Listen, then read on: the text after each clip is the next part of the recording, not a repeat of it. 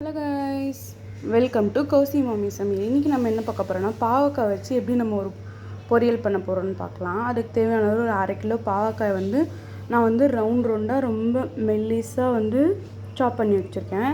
Plus ஒரு spoon காரப்பொடி, அப்புறமா மஞ்சப்பொடி, கொஞ்சம் பெருங்காயம், தேவையான அளவு உப்பு. ஒரு கடாயில் எண்ணெய் எடுத்து தேவையான அளவு கடுகு போட்டுக்கலாம். கடுகு நல்லா வெடிஞ்சதும் நம்ம நறுக்கி வச்சுருக்க பாவக்காய் ஆட் பண்ணிக்கலாம்.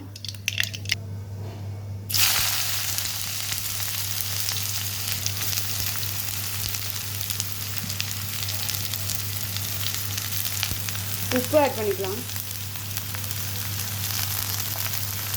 உப்பு எப்பயுமே ஒரே இடத்துல போடக்கூடாது. கொஞ்சம் இந்த மாதிரி தூவி போட்டால் தான் எல்லா பாவக்காய்க்குள்ளேயும் இறங்கும்.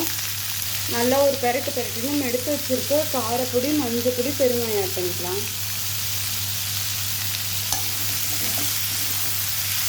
நல்லா கலந்து விட்டுக்கலாம்.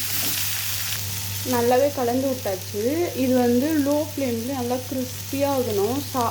கசப்பு சாப்பிடாதவங்க கூட சாப்பிடுவாங்க இந்த பொரியலை. நல்லா ஃப்ரை ஆக ஆரம்பிச்சிட்டு பாருங்க. இங்கெல்லாம் இதே மாதிரி டீப் ஃப்ரை ஆகணும். 1/2 கிலோ காய் இவ்வளோண்டு ஒரு 2-3 பேர் சாப்பிட்ற அளவு தான் வந்திருக்கு. ஸோ நீங்கள் அதுக்கேற்ற மாதிரி காய் ஆட் பண்ணிக்கோங்க. நல்லா விரும்பி சாப்பிடுவாங்க இந்த மாதிரி பண்ணிங்கன்னா எல்லாருமே, சின்னவங்கலேருந்து பெரியவங்களுக்கு கிறிஸ்பியாக இருக்குன்னு சொல்லிட்டு.